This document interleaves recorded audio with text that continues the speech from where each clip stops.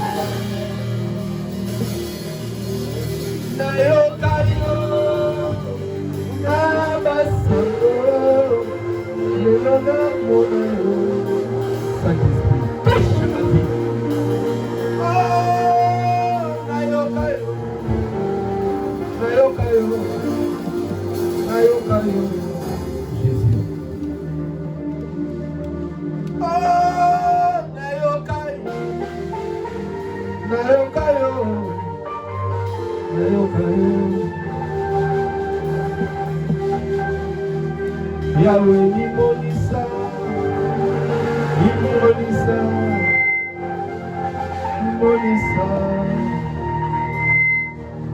Yahweh ni monisa lelo, pepona yo lisusu, tu n'as pas changé.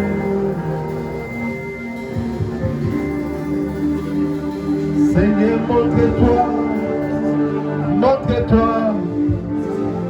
Montre-toi, hey! Mon papa, montre-toi, montre-toi, montre-toi,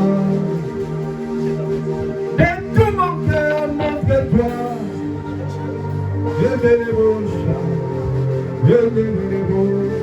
Jésus. Elia, château, Elia, oh Elia, Elia, oh oui, Elia, oh oui, Elia, j'attendrai jusqu'à ce que ta gloire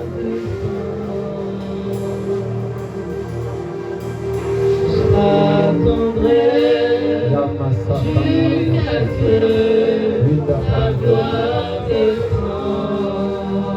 J'attendrai jusqu'à ce que ta gloire descende. Dis Seigneur, parle-moi ce matin. Dis Seigneur, parle-moi au nom de Jésus. Chata kamarabushi. Chata kamarabushi kamarabushi. Oui Seigneur, parle-moi. Je suis venu te rencontrer. Touche-moi. Touche-moi. Touche-moi.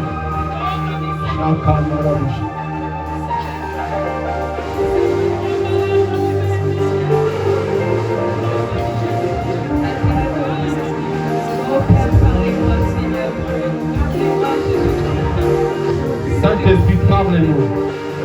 Au nom de Jésus. Au nom de Jésus. Nous voulons t'écouter ce matin. Nous voulons t'écouter ce matin. Au nom de Jésus. Gardez silence.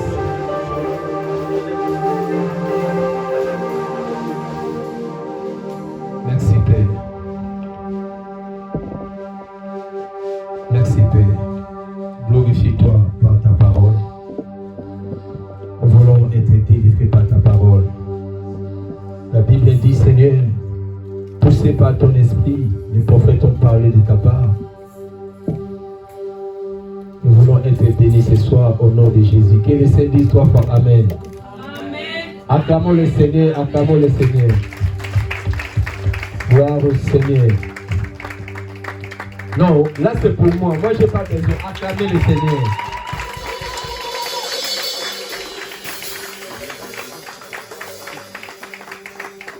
Gloire au Seigneur. Dieu est bon. Dis à ton voisin, Dieu est bon. Non, dis à haute voix, Dieu est bon. Non, dis à lui encore, Dieu te bénisse au nom de Jésus-Christ. Amen. Veuillez vous asseoir, merci. Que Dieu nous bénisse tous. Gloire au Seigneur. Amen. Amen. Est-ce que nous sommes là? Je bénis le Seigneur pour la présence de chacun de nous ce matin. David a dit, je suis dans la joie lorsqu'on me dit, allons dans la maison de l'Éternel. Amen. Non, il faut faire sortir les portables, il faut balancer très très bien. On a mal tourné les portables. Merci. Gloire au Seigneur. Amen. Amen, amen, amen. Gloire à Dieu. Ce matin, c'est un matin particulier que Dieu va nous communiquer sa grâce. Parce qu'il y en a beaucoup qui nous suivent partout dans le monde entier. Voilà pourquoi c'est très important d'arranger bien la vidéo pour que nos frères et sœurs qui sont aux extrémités de la terre puissent bénéficier de la grâce de Dieu au nom du Seigneur. Amen. La Bible déclare: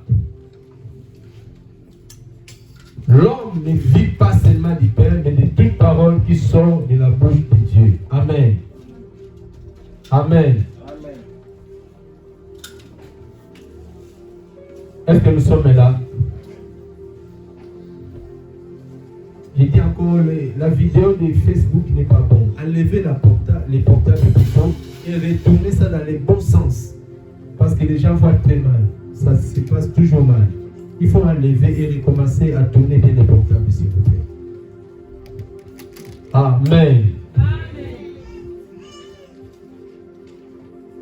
On ne tourne pas dans les mains gauches, mais on tourne dans la main droite. Comme ça, ça sera mieux pour les gens qui nous suivent, qui ne souffrent pas. Ce matin, nous allons parler sur un thème, les signes du temps de la fin. Amen. Nous voulons comprendre que nous ne vivons pas éternellement sur la terre. Nous ne vivons pas éternellement sur cette planète. Nous avons une courte vie sur la terre. Quand je dis la fin, je ne dis pas la fin par rapport à la mort. Mais je dis la fin par rapport dans ce monde que Dieu a créé. Nous sommes connus la parole, nous avons grandi dans la foi et nous avons lu la Bible. Et la Bible nous a révélé si beaucoup de choses. Alors ce matin, le Saint-Esprit nous pousse de communiquer la voix du Seigneur dans ces temps de la fin. L'église, c'est quoi? Pourquoi nous venons à l'église? Malgré aujourd'hui, les gens ont changé vraiment le sens de l'église. Nous venons à l'église pour recevoir, pour trouver la solution à nos problèmes. Étymologiquement parlant, le mot église, ce n'est pas ça le sens de l'église. Nous venons recevoir ce que le monde ne peut pas nous donner. Nous venons à l'église pour adorer celui qui nous a créés. Parce que Dieu t'a créé pourquoi? Nous ne sommes pas les fruits d'hasard sur la terre. Il t'a créé à son image et selon ses ressemblances, selon la parole. Et l'image de Dieu, ce n'est pas ton visage, ce n'est plus mon visage. Je me suis posé la question. Si l'image de Dieu était mon visage, c'est que Dieu est chauve. Alors les gens qui ont des cheveux, ils ont l'image de qui? Donc quand la Bible dit Dieu créa l'homme à son image, ce n'est pas l'état physique de l'homme. Ce n'est pas au point de vue physique, mais au point de vue spirituel. Amen. Nous sommes l'image de Dieu par rapport à son esprit, Elohim. Quand l'homme a péché, l'homme a perdu pas le visage, mais l'homme avait perdu l'esprit de Dieu qui était en lui. Voilà pourquoi toute personne qui n'a pas Dieu en lui, il est mort quoique vivant. Toute personne qui n'a pas Jésus en soi, peu importe ta vie, peu importe ta classe sociale, mes chers amis, tu es mort quoique vivant. Et le jour de ta mort, tu sauras que tu n'as même pas vécu sur la terre. Tu n'as rien fait sur la terre. Et ça sera trop tard pour toi. Mais avant qu'il soit trop tard, ce matin, nous allons parler sur un thème. Les signes du temps de la fin. Quelle fin que nous allons en parler? Nous allons lire la parole.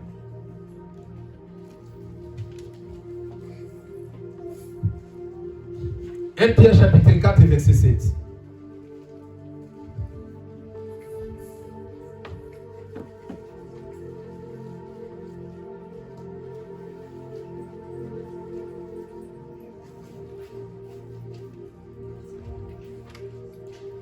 Pour honorer la parole, veuillez m'aider à s'élever, s'il vous plaît, gloire au Seigneur.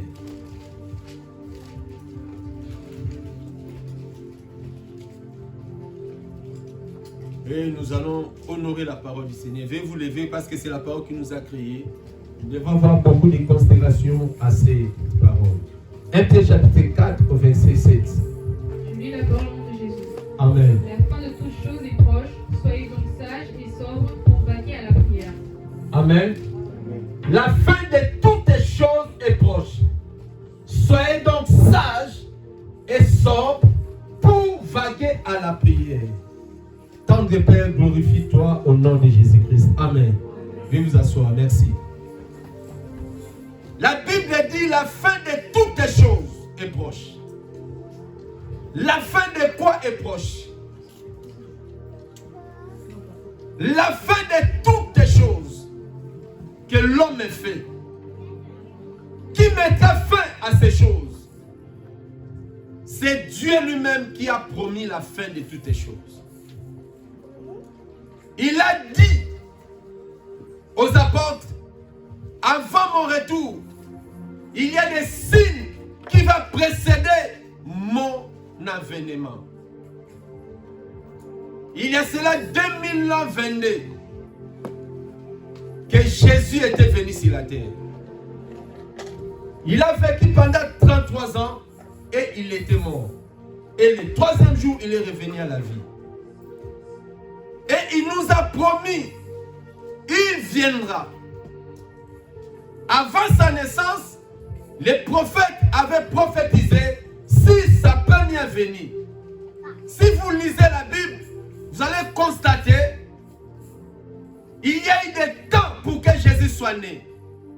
Même les prophètes, beaucoup n'espéraient plus si la première venue du Messie. Beaucoup ne croyaient pas que Jésus viendra, le Messie, le Sauveur. Mais un jour, la parole de Dieu a fini de s'accomplir. Il a vécu, il a accompli sa mission. Il est parti à la croix, mourir à la croix. Pourquoi Jésus est parti mourir à la croix? Non seulement pour te donner l'argent, non seulement pour te donner la guérison à tes maladies, mais la première cause ou le premier but qui a fait monter Jésus à la croix, c'était le salut de l'âme. L'homme était perdu. L'homme a été créé par Dieu et Dieu devait récupérer sa créature. Jésus a donné sa vie pour te récupérer, pour me récupérer. Alors, quiconque croit à Jésus, il a la vie. Et quiconque ne croit pas n'a pas la vie. Tu crois dans ton cœur et tu confesses de ta bouche. Là, tu as le salut éternel. Jean chapitre 3, verset 16, la Bible dit, Dieu a tant aimé le monde, il a donné son Fils unique, afin que quiconque croit ne périsse pas, mais qu'il ait la vie éternelle. Voyez-vous? Voilà, je vous dis ce matin, la fin de toutes les choses est proche. La fin de se marier est proche. La fin de construire est proche. La fin de sortir est proche. La fin d'aller à l'école est proche. Tout est arrivé au bout de la fin. Pas encore la fin du monde. Alléluia. Amen. La Bible dit quoi? Luc chapitre 21. Nous allons lire ça. Là, vous restez assis. Luc 21, 9 à 11. Ici, Jésus, avant sa mort, il est en train de prophétiser au sujet de ce qui va se passer avant son avènement.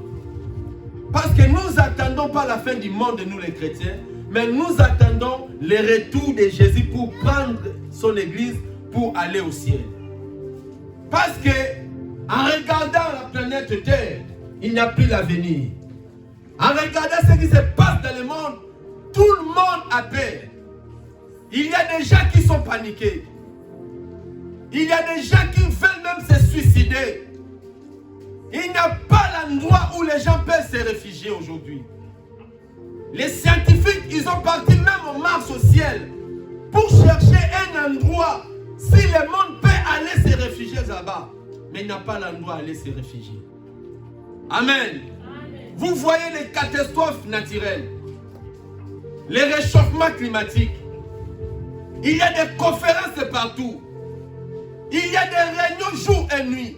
Mais les nations ou la nation entière ne trouvent pas la solution à l'humanité. Même le monde est fatigué parce qu'il est arrivé à sa fin. J'ai regardé hier à Inde. Ils sont arrivés même à 50 degrés de chaleur. Les gens ne supportent plus à cause des réchauffements climatiques. Il n'y a plus la place à aller se réfugier. Les scientifiques sont en train de réfléchir. Après 30 ans, le monde ne peut pas vivre. Où va aller le monde? Mais Dieu a la solution. Parce que Jésus nous a promis, je viendrai vous chercher. Alléluia. Amen. Nous ne sommes pas paniqués comme les autres. Alléluia. Amen. Que dit la Bible? Luc 21. Je lis la parole de Jésus. Amen. Quand vous entendrez parler de guerre et de soulèvement, ne soyez pas effrayés, yes. Car il faut que ces choses arrivent, premièrement, mais ce ne sera pas encore la fin. Alors il leur dit, une nation s'élèvera contre une nation, et un royaume contre un royaume. Il y aura des grands tremblements de terre, et en divers lieux, des pestes et des famines. Il y aura des phénomènes terribles, et de grands signes dans le ciel, parole du Seigneur. Voyez-vous, avant tout, avant quoi? Avant l'enlèvement de l'église. Peut-être que tu ignores ces choses. Peut-être que tu dis non, ce sont des fables. Les gens là parlent comme ça. Et j'ai vu même les gens dire, Jésus là, il a promis il y a des années, il ne va plus revenir. Tu peux me poser la question, quelle guerre s'agit-il? Tu peux me poser la question, mais il a promis, avant tout, vous attendez parler de guerre. Ce n'est pas la guerre de l'Ukraine avec la Russie. Il y a eu des guerres, il y a eu la première guerre mondiale, il y a eu la deuxième guerre mondiale. Et le monde aujourd'hui risque la troisième guerre mondiale. Mais selon la Bible, il n'existera pas la troisième guerre mondiale et l'église sur la terre. Non. Parce que tout ce que vous voyez en Europe est écrit dans la Bible. L'Union européenne, les rassemblements de Schengen, tout est écrit, la même monnaie, tout est écrit. La vision Daniel avait vue il y a des siècles. Mais Dieu avait parlé. Parce que la bête se prépare pour venir diriger le monde entier. Tout ce que vous voyez, il n'y a rien de nouveau. La Bible en parle. Quand vous voyez des guerres, quand vous attendez des guerres, dans d'autres côtés, il y a des famines. Dans d'autres côtés, il y a des tremblements de terre. Il y a des pestes. Sache-le, c'est le début du commencement. Du commencement de quoi? De fin. Pas de la fin du monde, mais de fin pour l'Église. Parce que l'Église, Jésus est mort pour son Église. Il va venir chercher tout chrétien qui a accepté Christ comme son Seigneur et Sauveur. Il va nous épargner. Première raison que l'Église sera montée au ciel. Dieu va épargner son Église dans toutes les calamités qui vont arriver. Tu peux me donner Amen. Amen. Non, tu peux me donner Amen. Amen. Première raison que Jésus veut prendre son Église pour tout ce qui va arriver. Parce qu'il y a des malheurs qui peuvent arriver très graves. Mais dans sa totalité, Dieu ne permet pas que tous les malheurs puissent arriver parce que son Église existe encore sur la terre. Quand je parle de l'Église, je ne parle pas des cités de la gloire. Je ne parle pas des églises communautés. Je ne parle pas des pentecôtes ou des protestants ou des églises traditionnelles. Quand je parle de l'Église, je parle de l'Église qui est corps de Jésus-Christ. Est-ce que tu me comprends? Les gens qui sont appelés hors du monde, et on appelle les membres du corps du Christ, ils ont abandonné le monde. Ils se sont retirés pour écouter la pire parole. Ils ne se suivent pas dans l'iniquité. Ils ne se suivent pas dans le péché. Ils ne se suivent pas dans tout ce que nous voyons sur la terre. Parce que l'Église, ce n'est pas les t-shirts. L'Église, ce n'est pas prendre quelque chose au cou. Mais l'Église, c'est celui qui a accepté Jésus comme son Seigneur et Sauveur. Et il garde sa foi jusqu'au retour de son Maître. Il se retire du péché. Alors Jésus viendra épargner cette église-là de ce qui va frapper l'humanité. Amen. Amen. Voilà, il prédit. Il y aura des divers liés, des pestes. C'est en pluriel. Regarde ce qui frappe le Covid. Les pestes qui frappent le monde. Ça baisse à gauche, ça monte à droite. Ça baisse à droite, ça monte à gauche. C'est compliqué. Il n'y a plus la solution pour cette pandémie. Bien, aujourd'hui en Chine, c'est catastrophe. Et bientôt en Europe, ça vient. Je ne prophétise pas les malheurs. Alléluia. Amen. Mais je parle de ce que nous vivons. Il n'y a pas la joie dans le monde. Il n'y a pas la bonne vie. Toi, tu crois vraiment. Le monde que nous vivons actuel, ça reviendra dans la paix. Tu te trompes. Il n'y a pas la joie. Il n'y a pas la paix. Les gens marchent. Ils ne voient pas l'avenir. Parce que nous sommes à la fin du temps. Écoutez-moi ce matin. Les grands signes qui prouvent que Jésus est de retour, c'est l'iniquité qui est montée en puissance. Les péchés aujourd'hui, n'en parlons pas. Les premiers signes qui montrent vraiment que Jésus est à la porte, l'iniquité dans le cœur de l'homme. L'homme, il te donne un autre visage. Dans son cœur, il y a un autre visage. Même celui qui dort avec lui au lit, qui te parle de l'amour de A à Z, mais dès que tu tournes le dos, il te trahit.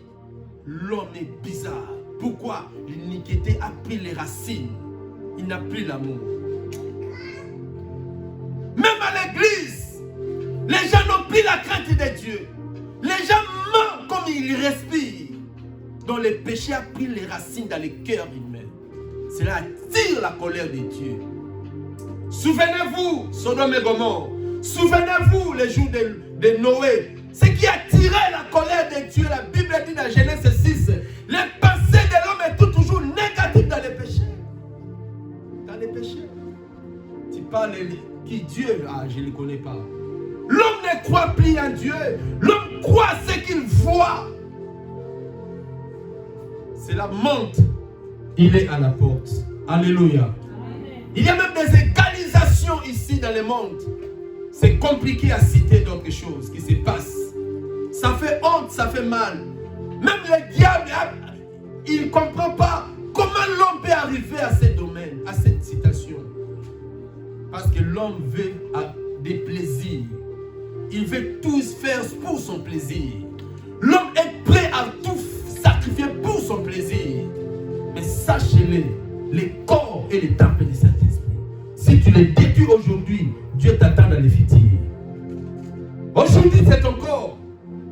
Tu dis que c'est ma vie. Tu dis, mais tu n'as pas en toi le pouvoir sur ta vie.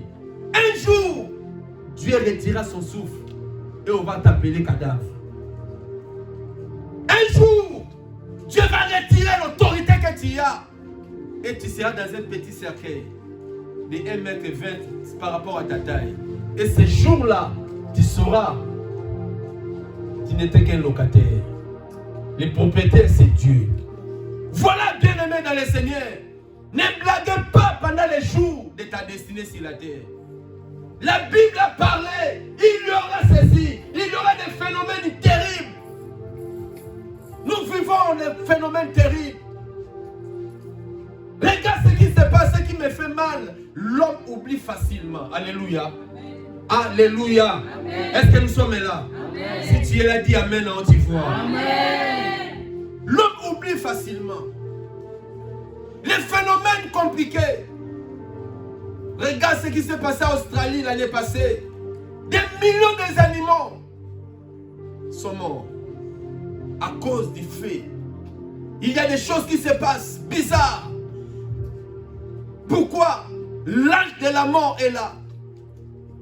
Les diables s'est élevé. Apocalypse chapitre 12 au verset 12. Lisons ce contexte s'il te plaît. Les signes du temps de la fin. Apocalypse chapitre 12 verset 12. Je lis la parole de Jésus. Amen. C'est pourquoi réjouissez-vous, cieux, et vous qui habitez dans les cieux. Réjouissez-vous, cieux, et vous qui habitez dans les cieux. Malheur à la terre et à la mer, car le diable est descendu vers vous, animé d'une grande colère, sachant qu'il a peu de temps. Parole du Seigneur. Amen. Malheur à la terre et aux habitants de la terre. Donc malheur à nous. Nous sommes dans cette planète. Ce n'est pas une bonne nouvelle que la Bible dit. Malheur à la terre. Parce que Satan est descendu animé d'une grande colère. Il sait, j'ai un petit temps dans le vivre. Il détruit l'humanisme par terre. La sorcellerie monte en puissance. La magie monte en puissance. Les gens ont perdu la foi. Tout le monde peut mélanger la tradition et la religion. Il touche à la tradition, il touche à l'église. Dieu ne le mélange pas. On ne mélange pas Dieu. La Bible dit qu'il n'y a pas d'accord entre la lumière et les ténèbres. Soit tu as Jésus, soit tu as le diable en toi. Tu dois faire les choix. Amen. Amen. Que faire?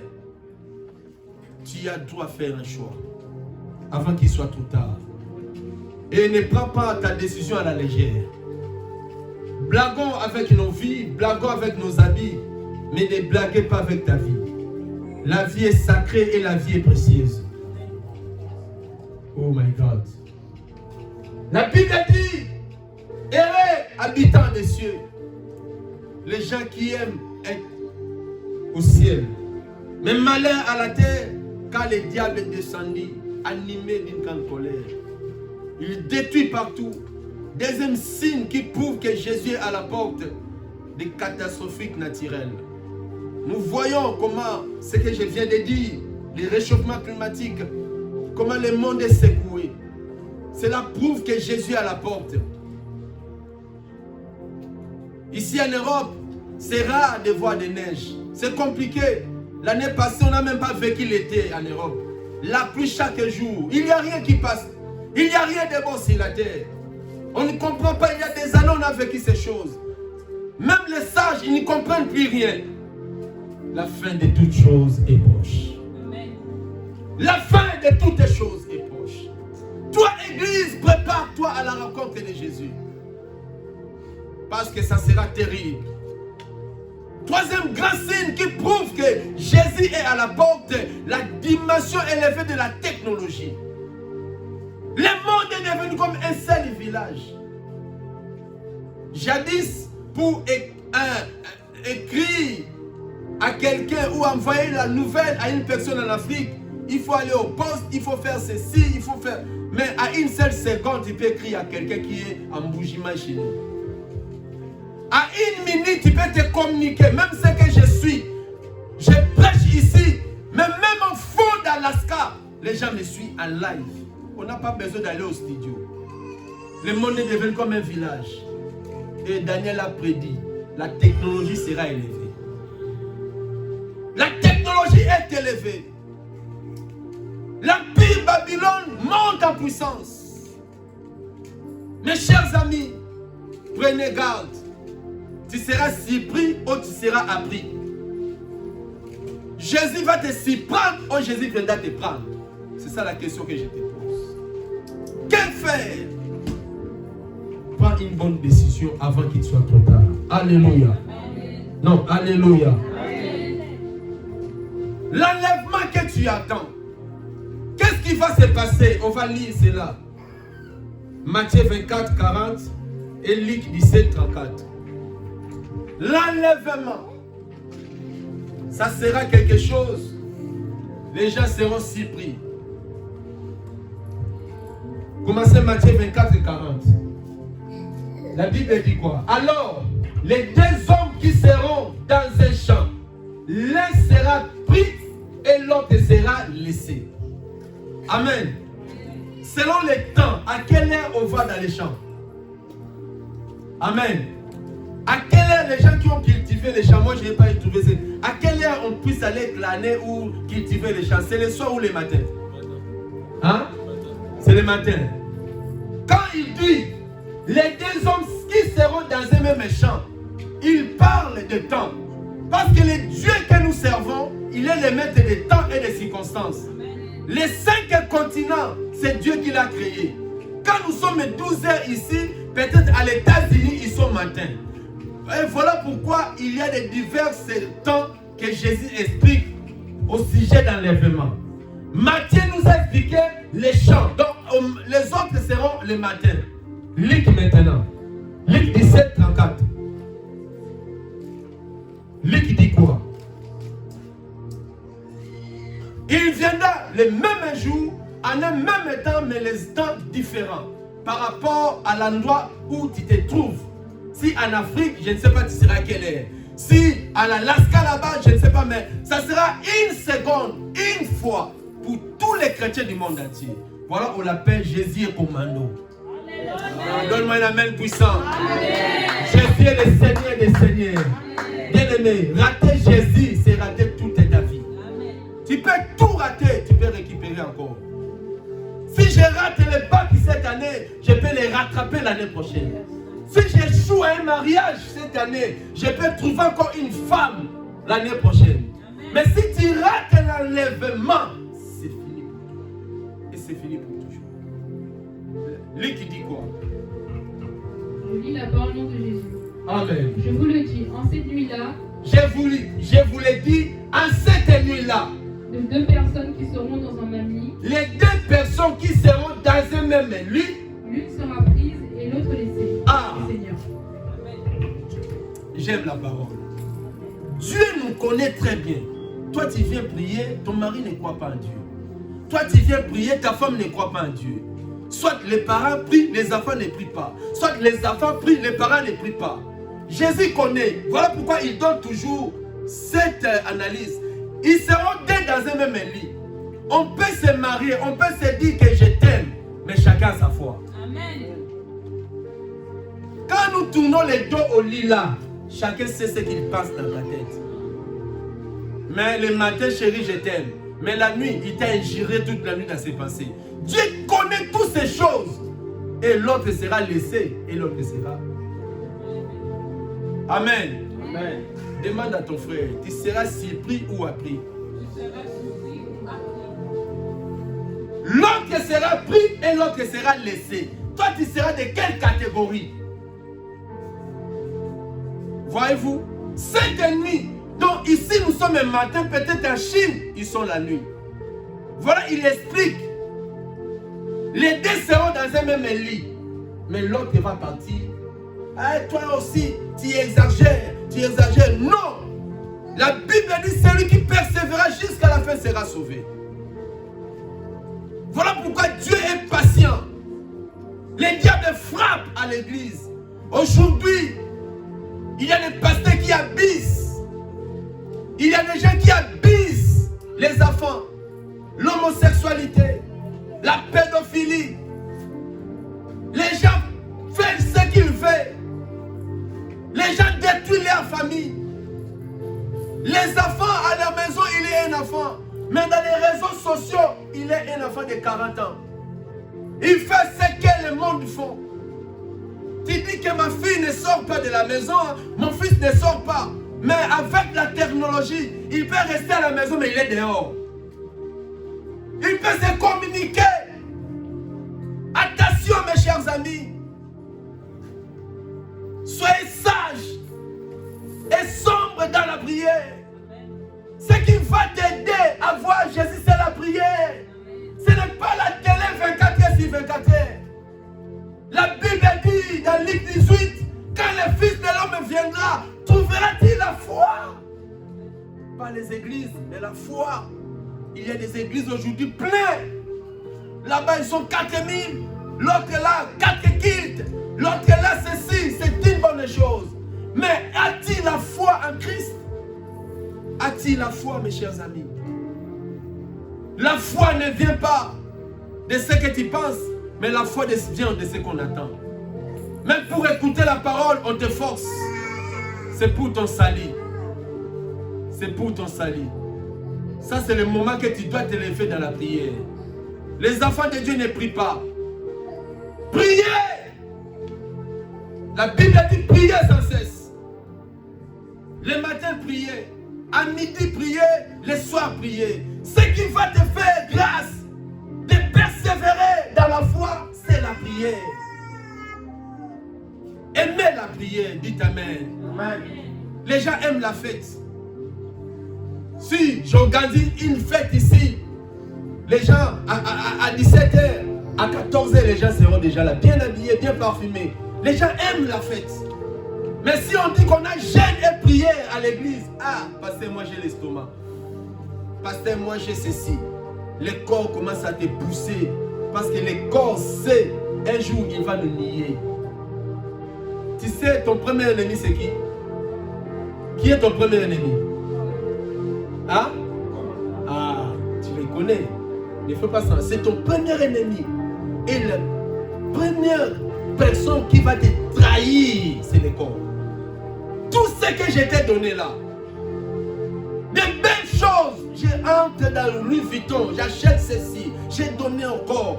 Les parfums chers, j'ai donné encore. Des bijoux chers, je lui ai donné. Mais à une seconde, il va te dire c'est fini, j'ai rentré poussière. Quelle trahison! Mais Jésus, il ne te trahira jamais. Donne-moi une amen.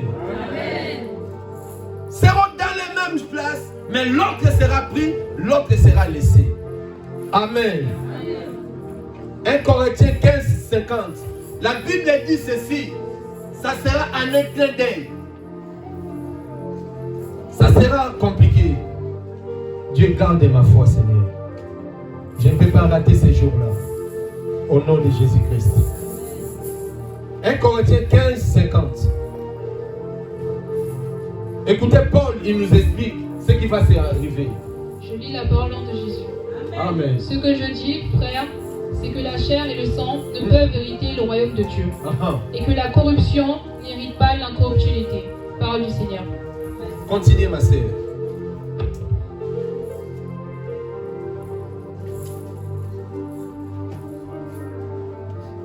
Continuez. Voici. Donc, le corps et le sang ne verront pas Dieu. Cela ne veut pas dire si mon fils a plus le sang, comme nous portons les mêmes groupes, je ne peux pas aider mon fils si je suis le même groupe que lui. Parce que d'autres religions, ils ont pris ces versets et ils interprètent ça mal. Alléluia. Comprenez ce que je vous dis. Ils interprètent ça mal. Ça n'a rien à voir. Amen. Amen. Si ton mari ou ta femme ou l'un des membres de ta famille a besoin de sang, ce n'est pas un péché de lui donner ton sang. Parce que le corps et le sang ne verront pas le Seigneur. Cela veut dire quoi? Notre corps est mortel. Tout va rester sur la terre. Donc je peux t'aider. Voilà pourquoi si quelqu'un meurt, on prend même les organes qui est bien, on peut aider aux autres qui ont envie. Ce n'est pas un péché, ce n'est pas que quand on me donne ton sang, je prends ta vie à moi. Non, non, non. Et la Bible dit tu t'es sanctifié par la parole. Tu peux sanctifier ça dans la prière. Voyez-vous? Donc il ne faut jamais se mêler. La science et la religion ne marchent pas la peine. Amen. Amen. Amen. Alléluia. Amen. Donc, les sang que nous portons ou les corps que nous portons n'hériteront pas le royaume. Donc, Jésus, quand il viendra, quand vous lisez la Bible dit quoi? Voici, je vous dis un mystère. Nous ne mourrons pas tous, mais tous nous serons changés. Cela veut dire quoi? La fin de la vie d'une personne, ce n'est pas la mort.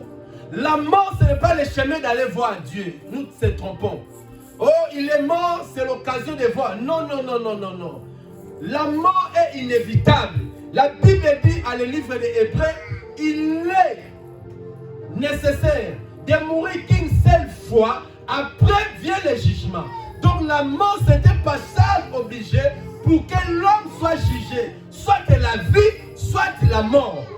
Mais la mort n'est pas le chemin d'aller au ciel. Non. La Bible dit, nous, un mystère. Nous ne mourrons pas tous. Parce qu'il y a des gens qui vont trouver grâce. Comme moi j'ai la foi, je ne mourrai pas, je verrai Jésus en face. Alors, moi je dis Amen à moi-même. Donne-moi un Amen puissant. Amen. Il y a des gens qui vont mourir dans le Seigneur. Amen. Amen. Repose un peu, ce n'est pas parce que on t'amène un bouquet de fleurs avec de belles paroles et tu vas te reposer un peu. Non, non, non, non, non. Si tu as accepté Jésus, là tu meurs un peu. Mais si tu es mort sans Jésus, même après la mort, même si on prie pour toi, Dieu n'écoute pas la prière des morts. C'est la parole de Dieu. Tout ce qu'on va faire, ce sont des futilités. Voilà pourquoi la Bible dit, on serait changé. Continuez. La Bible dit quoi? En un instant, en un clin d'œil, à la dernière trompette, la trompette sonnera et les morts ressusciteront incorruptibles et nous serons changés. Trompette sonnera, ça c'est l'enlèvement de l'église. On va frapper une trompette. Cette trompette-là, ce n'est pas la trompette que le monde entier va écouter. Les gens qui aiment Jésus, malgré la trahison, ils persévèrent. Malgré les fatigues, ils viennent à l'église. Malgré malade, ils persévèrent. Malgré la famine, ils persévèrent. Malgré tout ce que nous vivons, ils sont dans les classes des gens qui ont dit rien ne me séparera de l'amour de Christ. Ils sont attachés à Jésus. Peu importe les problèmes, peu importe les tempêtes, ils s'accrochent. Ces gens-là, la trompette sonnera et ils vont partir et ils revêtiront un corps incorruptible. Souvenez-vous d'Élie. Élie est parti, son corps est disparu. Il a été revêtu d'un corps incorruptible. C'est le mystère de Dieu. Là, ce n'est pas la mathématique. Si tu réfléchis comme mathématique, tu vas taper à côté. Parce que les choses du royaume, c'est pour l'Esprit de Dieu. Vous me comprenez? Amen. Non, donne-moi un amen à bien. Amen. Si tu n'as pas compris, dis pasteur, recommence. Si tu as compris, dis amen, alors tu vois. Amen. Ah, je crois à toi. Les morts ressusciteront. Tous les gens qui sont morts dans le Seigneur, pas tous les morts. Parce que tous les morts ressusciteront au dernier jour, au jugement dernier.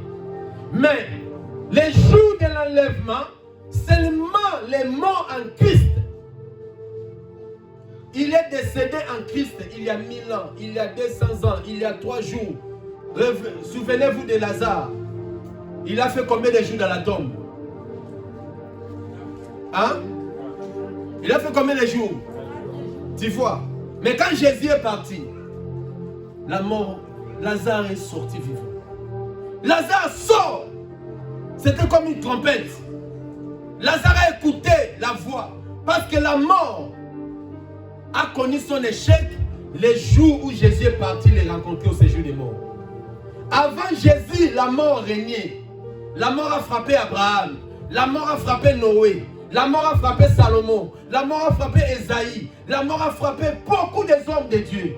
Mais autour de Jésus, les premiers jours, la mort a crié qu'il a frappé le Seigneur. Les deuxièmes jours, mais les troisièmes jours, my God, la Bible dit Jésus a vaincu la mort. Il est sort. Est-ce qu'il y a des enfants de Dieu dans cette église? Non, non, non, non, tu rêves. Acclamez bien le Seigneur. Voilà pourquoi on a prêché, oh mort, où est ton aiguillon? Jésus a fragilisé la force de la mort. Et les jours-là, les morts en Christ, si tu as perdu un proche qui est à Jésus, il n'est pas mort, mais il se redort. Il n'est pas mort, il se repose. Les jours d'eschatologie, les jours de l'enlèvement, nous les verrons, nous les verrons. Tu verras ta mère qui est partie il y a des années. Tu verras ton père.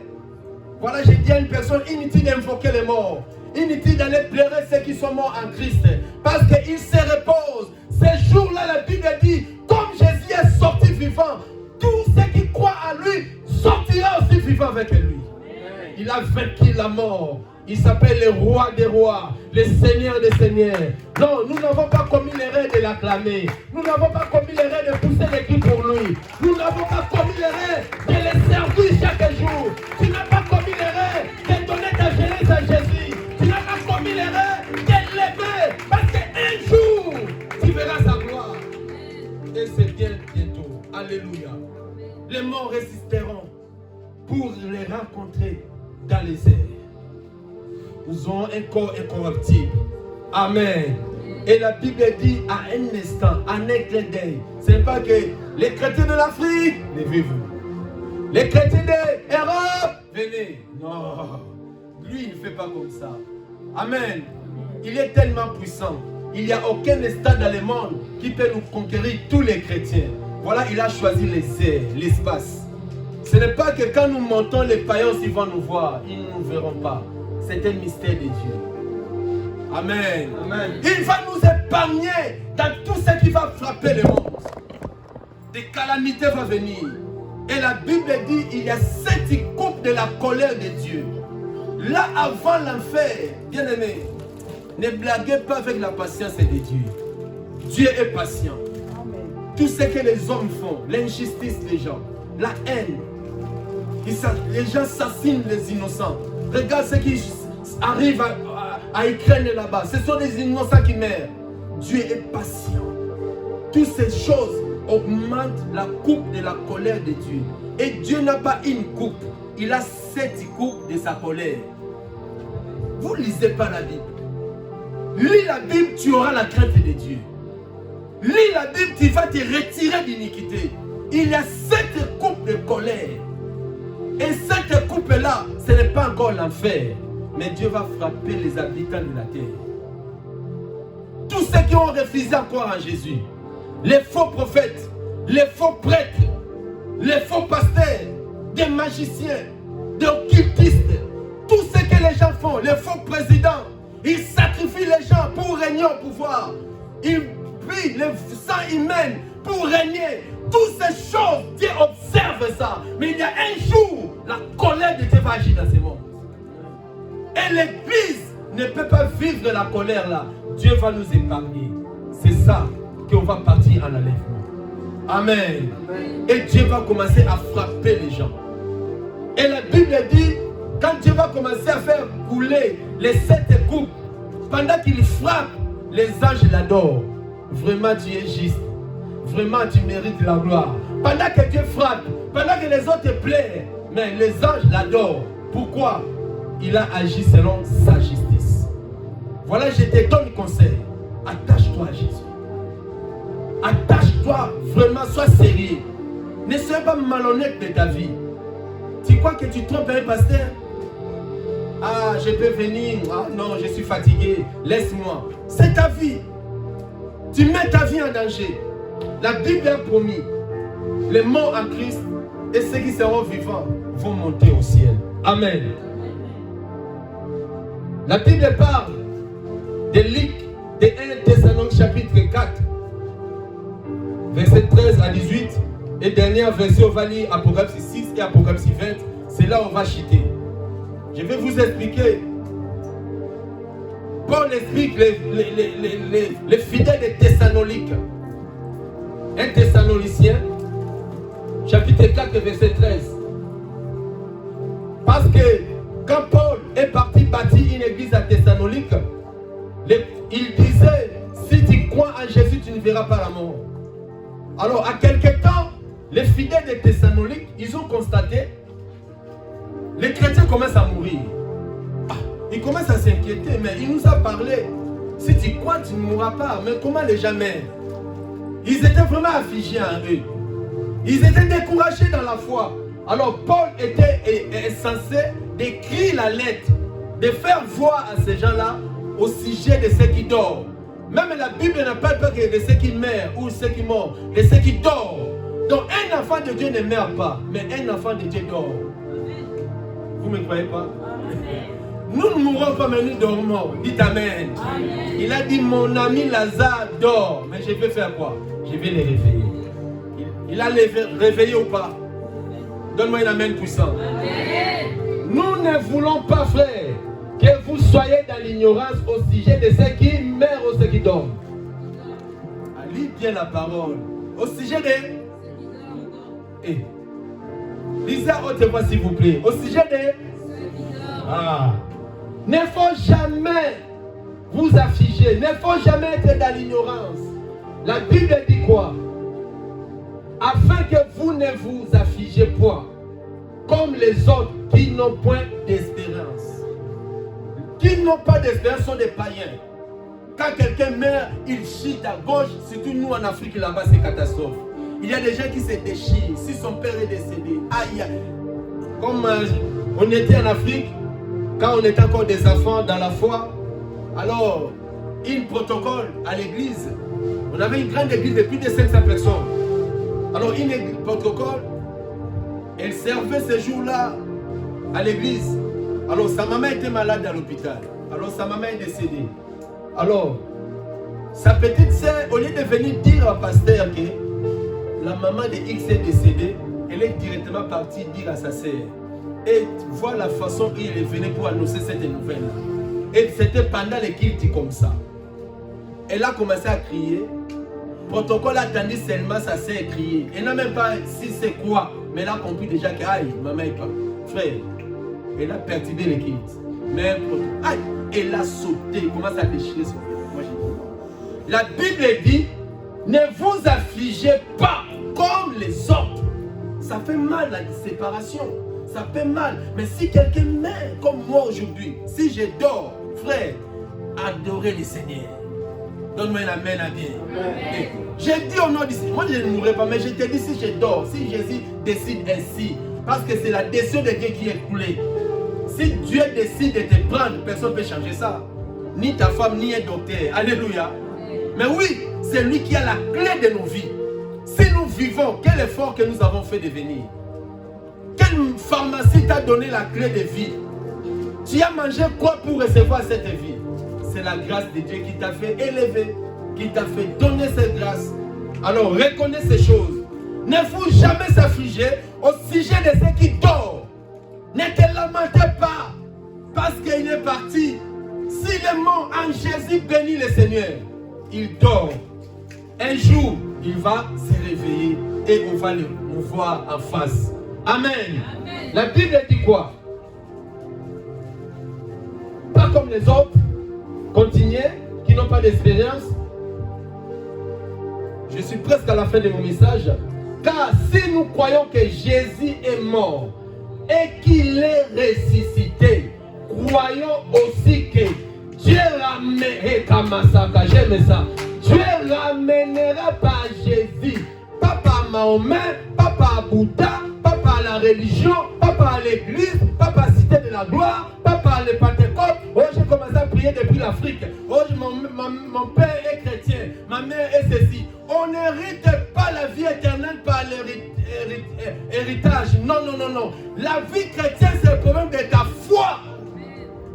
Tu lis la Bible, Dieu ramènera par Jésus. Donc dans ta vie là, si tu n'as pas Jésus, tu meurs aujourd'hui, tu es perdant. Malgré tes enfants, malgré tes parcelles que tu as construites, malgré tes comptes à banque là, malgré tes renommées dans le monde, mais si tu es mort aujourd'hui, sans Jésus dans ton cœur, tu es perdu. Parce que Dieu ramènera seulement ceux qui ont Jésus en eux. Jésus, c'est le cachet de la vie éternelle. As-tu Jésus dans ton cœur? As-tu Jésus dans ton âme? As-tu Jésus dans ton esprit? Ne soyez pas un religieux, mais ayez Jésus comme ton Seigneur et ton Sauveur. Mon frère, ma soeur, un jour, Dieu ramènera dans les rangs de Jésus ce qui lui appartient. Dites Amen. Amen. Il ramènera par Jésus et avec lui ceux qui sont morts. Continuez. Gloire au Seigneur. Voici, en effet, ce que nous vous déclarons, d'après la parole du Seigneur, nous les vivants, restés, pour l'avènement du Seigneur, nous ne dévasserons pas ceux qui sont morts. Parce que quand le son de la trompette sonnera, les morts en Christ montera premièrement. Ensuite, nous les vivants, nous allons les suivre pour rencontrer les commandos dans les cieux, l'époux de l'église, le Seigneur des Seigneurs. Ne ratez pas ces jours-là. Ne ratez pas ces jours-là. Ratez toutes les réunions de ce monde. Ratez toutes les rencontres de ce monde. Mais j'appelle une personne ce matin. Ne ratez pas les rendez-vous avec le Seigneur. Ce n'est pas des fables. Ce n'est pas des blagues. Ils seront deux. L'autre sera pris et l'autre sera laissé. Il y a des pilotes qui craignent Dieu. Parce que c'est ce seul événement qui va bouger cette planète. Pilote sera prise. Et demandez-moi, la destination de l'avion, que le pilote est parti, ça va terminer où? Dans l'autoroute là, il y a des enfants de Dieu qui circulent à 90, à 80 km par heure. Ils roulent à vitesse là. Il y a nos frères et sœurs jeunes qui ont mis la musique de Jésus dans leur voiture. Il adore à haute voix. Et Jésus l'a pris. Dis-moi, le résultat de leur voiture. Donc il y aura des choses bizarres, des catastrophes partout. CNN va parler, TF1 va parler, la ligne va parler, la D va parler, les radios vont parler. Il y a la disparition des chrétiens. Oh my God, oh my God. J'aime ces jours-là. Quand je parle, je sens les chairs de poule. Vous serez au travail, tu parles avec ton frère au travail, il part, les bureaux restent vides. Ça sera compliqué ces jours-là. Ça sera compliqué. C'est un jour unique. C'est un jour unique. Et ça s'approche. La fin de toutes choses est proche. Ça s'approche. La fin des soucis est proche. La fin de payer les factures est proche. Les rois des rois arrivent. Le monde va bouger. Est-ce que toi tu seras appris ou tu seras surpris? Si tu rates, ça sera fini pour toi. Voici l'occasion que Dieu nous donne de demander pardon à nos péchés, de ne pas trahir ta femme, de ne pas être fidèle à ta femme, ni à ton mari, de ne pas vivre dans l'iniquité comme le font les païens, de ne pas vivre de l'avortement comme les autres. Garde ton corps pire, garde ton corps dans les principes de le royaume, parce que tu n'es pas le citoyen du ciel, mais nous sommes des citoyens du ciel. Un jour, le son sonnera, Jésus viendra nous prendre et nous allons vivre avec lui pour éternité. Si tu crois, donne-moi 3 fois Amen, Amen, Amen. Acclamons pour la parole de Christ ce matin. Merci Jésus. Toi qui me suis, qui n'as pas encore donné sa vie à Jésus, j'aimerais cet instant s'adresser à toi. Même si tu es ici, tu n'as pas encore donné ta vie à Jésus, voici l'occasion. Inclinons nos têtes à la prière et tu suis ma prière. Ma défaut de chéquer. Notre Père qui est au ciel, je viens devant toi. Ta parole m'a touché. Je te donne ma vie. Je te donne toute ma vie. Seigneur Jésus, sois mon Seigneur et mon Sauveur. Dirige le reste de mes séjours sur la terre. Délivre-moi de tout mal. Car tu es le chemin, la vie et la vérité. Aide-moi, Seigneur. Aide-moi à construire bien ma foi jusqu'à ton retour. Au nom de Jésus-Christ, nous t'avons ainsi prié. Amen. Acclamons le Seigneur, acclamons le Seigneur. Merci, que Dieu vous bénisse. C'était le message que Dieu nous avait donné ce matin. Chacun prie pour sa foi maintenant.